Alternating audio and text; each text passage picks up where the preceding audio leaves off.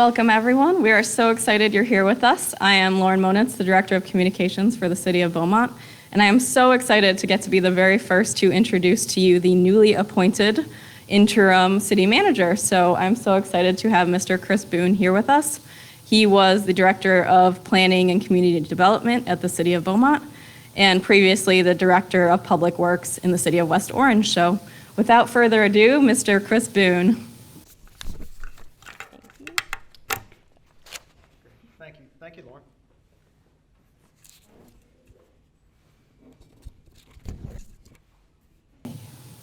So, Mr. Boone, please tell us about yourself. Where are you from? How long have you been with the city? What roles have you had here? Sure. Well, appreciate the opportunity to share a little bit about my work experience, life experience. So, my family and I moved here. My wife and two daughters. We moved to Beaumont almost 20 years ago. So back in 2002, and we moved here from the city of Mobile, Alabama, which is essentially where I grew up. Awesome. And what roles have you had with the city? So with the city of Beaumont, I have essentially been the Director of Planning and Community Development since I began with the city 15 years ago, almost going on 16 years now. Great. And how did you get involved in this line of work? So, growing up, I was fortunate to doing a lot of traveling, and I had seen where other communities had, done certain projects or made certain efforts to really improve their communities. So, when I was in college, they were actually doing a lot of that at the city of Mobile, and so they were doing a new convention center, and they had a new plan for downtown. So I got very interested in it. So during college, No problem. So during college, I signed up to become an intern with the city of Mobile, and basically got a degree, a minor in city planning, and then a master's in urban planning from NYU, and then came back to Mobile and got a job with the city of Mobile doing planning and downtown economic redevelopment and things like that. So that's really what got me excited about it, is really seeing it in my original town of Mobile, and then trying to learn those skills and try to bring those to other communities. Perfect. And your department currently is over everything from quality of life programs to grants for affordable housing. What are some of the projects you're most proud of, or want the citizens to know about? Yeah, so, my department currently is responsible for, as you mentioned, everything from economic development, downtown redevelopment, parts of it, code enforcement, building permits, planning and zoning, long-term planning, housing, and CDBG and HUD. And so, the projects, we've really been fortunate. Again, we have a great team in our department, great employees, great staff. And so one of the things we've done over the last really decade is to develop a one-stop permitting shop. And so historically, it used to be you had to go to a bunch of different offices and talk to a bunch of different people to try and get a simple permit. And so we really reorganized that into a single department. We actually physically remodeled the second floor to make it much more customer friendly, much easier to go through that process. The other thing we did is we converted it from a paper process to a digital process. So everything's now computerized. The good thing about that is everything can now go basically, so you can call 311 to get a permit inspection request, and that goes straight to the inspector's vehicle out in the field. So it's very efficient in terms of how we do things. The other thing is that by going from paper to digital, you're able to capture that data. So we're able to make decisions as where to allocate resources and assets based on that data. That's code enforcement. So if you have a lot more high grass in this area, you can allocate more personnel there. Same thing with planning and zoning and building. If there's more activity going on in this area, we'll know about that and maybe where to allocate resources. So the third benefit of that was when the pandemic started and we had to close City Hall for, I think it was several weeks to the public, that allowed us to keep going. So we never slowed down, we never stopped during the pandemic. We were able to keep the permit process going, keep inspections going. So it was very beneficial in that way. So the one-stop, permitting process has been, a real improvement, I think, for the city, and we've been fortunate, again, a great team in making that happen. Citywide, working with, again, Kyle Hayes, our current city manager, and our other department directors, great team. Worked on a lot of great projects over the years, including the Calder project, the event center, the Lake District downtown, the Lakeside Center, or the Senior Activity Center, the skate park downtown. So just a variety of quality of life projects like that, again, we feel like is going to make Beaumont, just a better place to live, work, and play. You were really behind the scenes of some of the newer initiatives too, so I know you were kind of instrumental in getting the Bird scooters here and rebranding the buses, upgrading the bus system. Yeah, so there's a lot of projects that, I may not be the lead on, but I help facilitate, or maybe I am the lead on, but you may never know it. So, we work with our transit system. We're trying to upgrade that fleet, as you know. So we've gotten grants for 16 new vehicles. We're trying to rebrand the transit system, improve efficiencies out there.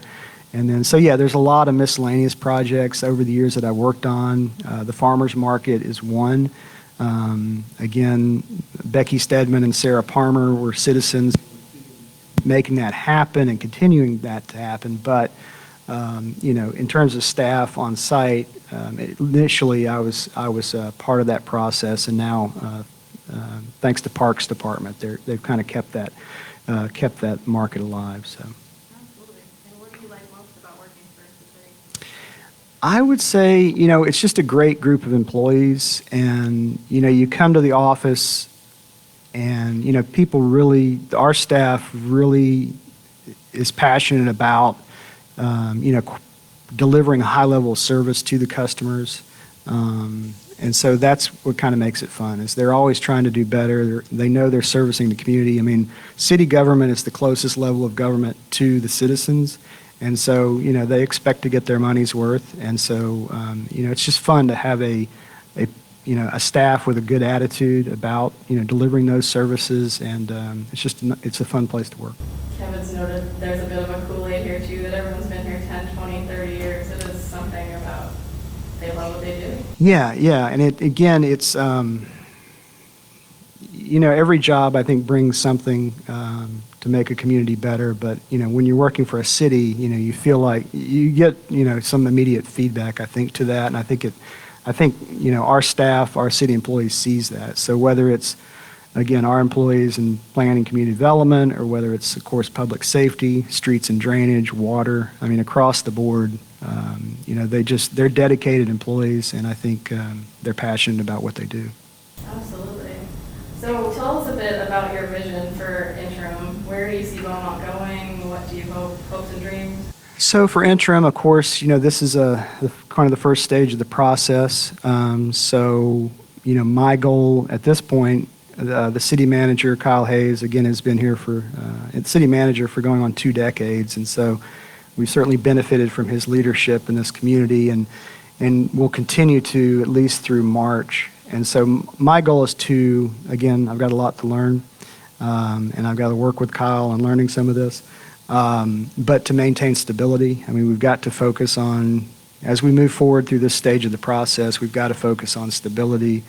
We've got to maintain fundamentals. So keeping on budget, developing next fiscal year's budget, got to focus on, public safety, police and fire, as well as, delivery of all of our services, maintaining and improving our water and sewer, streets and drainage. There's a lot that goes into it. So right now I'm just focusing on maintaining some stability in that transition. I'm sure the people would appreciate that. What do you see as the biggest opportunities and the biggest challenges? So opportunities, I know we've been focused on downtown a good bit for the last decade, and we have tremendous opportunities with the redevelopment of the riverfront. And so we're looking forward to that with 555 Main and the redevelopment of the riverfront park. So we look forward to try to get some park amenities down the river, try to get some restaurants and maybe some nightlife down on the river. Because again, as we look at cities across the country, the ones that tend to be successful are the ones, where they redevelop their downtown, especially if they're on the river. So we are focused on that. Having said that, long term, I think we are at a point where, and again, this is long term, so whatever happens with the permanent, but long term, I think the city's in a position where probably we need to step back and as a community, think about where we want to be in 10 years, where we want to be in 20 years, because realistically, we are facing some challenges. Our population growth is not what we want it to be, not what it should be. So I think a community-wide visioning process where we all step back and say, okay, what are those issues that are obstacles for us growing our community? And so I think a community-wide visioning planning process to identify those obstacles and opportunities moving forward. And there, we have a lot of issues. There's no doubt. We can talk about. Well, there are a lot of issues we need to work through for sure. We talk about, and I'll be blunt. There's a lot of distractions out there in terms of our differences, in terms of different parts of the city. But I think we really need to focus. We really need to focus on what do we have in common as a community. And how can we get past a lot of this history? How can we? We're not going to solve these issues overnight, but how can we make it better? And so, just little things like, anytime you can come together as a community and celebrate, that's a good thing, and I think that improves that. And so, as we look towards the end of this month, we've got Mardi Gras coming, so that's an opportunity for a community as a whole, all parts of the community to come together, eat, drink, and have a good time. And so we're looking forward to that for sure. We're looking forward to it too. I know it's been a long time coming for a lot of us too, whatever the new normal is, just kind of get out of our funk and adapt to it. Right. Who is kind of going to step in and assist with some of your current departmental responsibilities as you're in this new role? Right. So the plan is for me to probably work a lot of extra hours and still be the department director over the department. But I will be honest that I will be depending, heavily on. We have a terrific staff in our department, so I will be relying on them to help me out through these next few months for sure. Anything else you'd like the citizens to know? Just again, we want to thank, of course, Kyle Hayes for his tremendous service to this community. It's immeasurable, and so as we look forward, we just ask them to be patient. There's going to be a transition period here in the next few months, and so just ask for them to be patient with us as we try to get through this next phase. We certainly appreciate you taking the time, and we welcome you in this new role and can't wait to see where the city goes. Great. Thank you, Lauren.